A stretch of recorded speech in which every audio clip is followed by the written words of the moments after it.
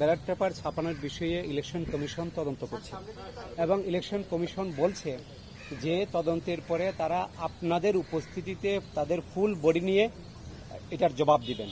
সুতরাং এই মুহূর্তে এই বিষয়ে আমাদের কোনো মন্তব্য করা উচিত হবে না। আপনারা পেয়ে যাবেন, ওটার জবাব পেয়ে যাবেন।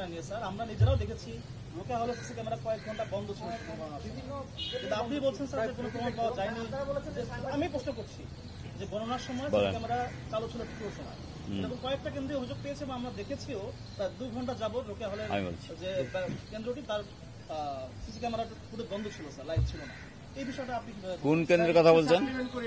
আমি মিজান ডিভিসিতে কাজ করি। জি বলেন। অভিযোগকে এড়িয়ে যাওয়া কি সেই অভিযোগকে আমলে নেওয়ার বিষয় কি? আপনার প্রথম প্রশ্নের আমি বলছি সিসি ক্যামেরা প্রতিস্থাপন এটা কার্যকরী করে রাখার জন্য আমরা লিখিতভাবে বিশ্ববিদ্যালয় প্রশাসন এবং নির্বাচন কমিশনারকে আমি বলেছি দিয়েছি। এরপরও যদি সেখানে কোনো ব্যত্যয় ঘটে, আমি তো পর্যবেক্ষণ 8টি সেন্টার সেদিন করেছিলাম, ওইখানে সন্ধ্যা পর্যন্ত বা পরবর্তী সময়ে কোনো অভিযোগ এসছে কিনা আমি জানি না।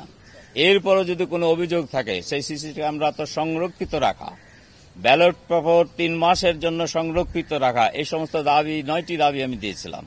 সেগুলো বিশ্ববিদ্যালয় কর্তৃপক্ষ বাইরে নির্বাচন কমিশনার যে নির্বাচন পরিচালনা করেন ওনাদের দায়িত্ব এটি। ওনারা এই দায়িত্বটি ঠিকভাবে পালন করেছেন কিনা, এখানে কোনো গাফিলতি হয়েছে কিনা, এটি নির্বাচন কমিশনার খতিয়ে দেখবে। এটি নির্বাচন কমিশনারের দায়িত্ব। এই প্রসঙ্গে আরেকটি আমি কথা বলতে চাই। 2018 যে ইলেকশন হয়েছিল সেখানে আমরা দেখেছিলাম বিশ্ববিদ্যালয়ের প্রশাসন, ভাইস চ্যান্সেলর বা প্রো ভাইস চ্যান্সেলররা নির্বাচন ফল ঘোষণা করে।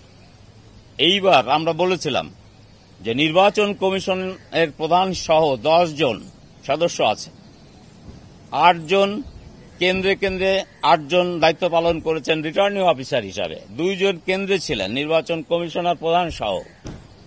এর বাইরে নির্বাচনকে সুষ্ঠুভাবে হওয়ার জন্য বিশ্ববিদ্যালয়ের প্রশাসন, ভাইস চ্যান্সেলর, 2 জন pro vice chancellor, treasurer, proctor, ওনারা হচ্ছে সহায়ক।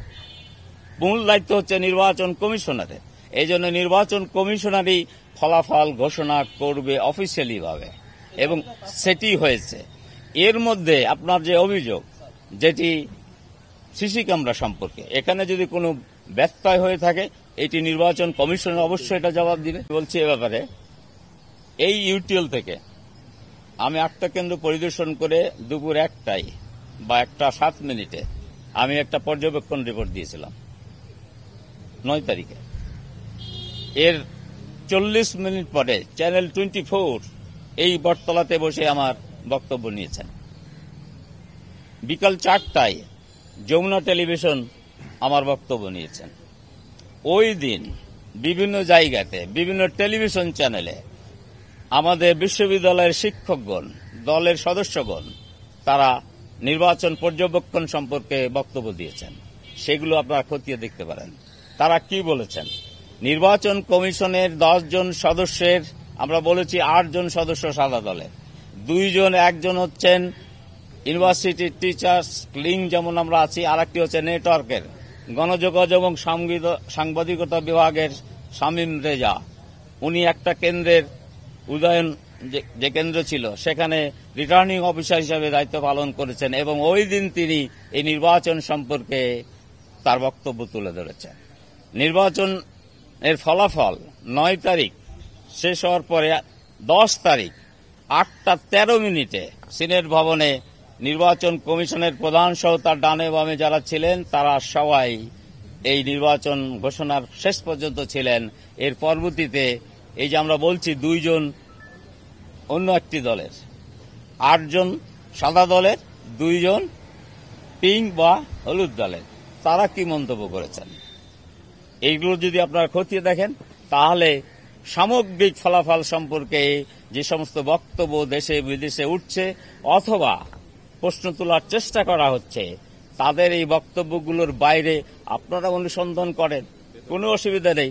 এর জবাব নির্বাচন কমিশনার দিবে। বিশ্ববিদ্যালয়ের প্রশাসন তো আর একটা সাপোর্টিং এই নির্বাচনে। নির্বাচন কমিশনের 10 জনের যে কেন্দ্রীয় বডি, তাদের বক্তব্যই হচ্ছে এখানে অফিসিয়াল বক্তব্য, এবং ওনাদের বক্তব্যের মাধ্যমে প্রমাণ হবে কোনটি সঠিক কোনটি বেঠিক। কোন জায়গাতে যদি তদন্ত করার প্রয়োজন হয় নির্বাচন কমিশনের করবে, বিশ্ববিদ্যালয় প্রশাসন সহযোগিতা করবে। এর মাধ্যমেই এই যে ভুল ত্রুটির কথা বলা হচ্ছে, যে কোনো বিষয়ে, সেটি সিসি ক্যামেরার বিষয়ে হোক, ব্যালট বাক্সের বিষয়ে হোক, ব্যালট পেপারের বিষয়ে হোক, অথবা আরো কোনো বিষয়ে হোক, কোনো হলে তদন্ত হবে এবং নির্বাচন কমিশনার তার বক্তব্য দিবেন, তার মাধ্যমে এগুলো সুরাহা হতে পারে।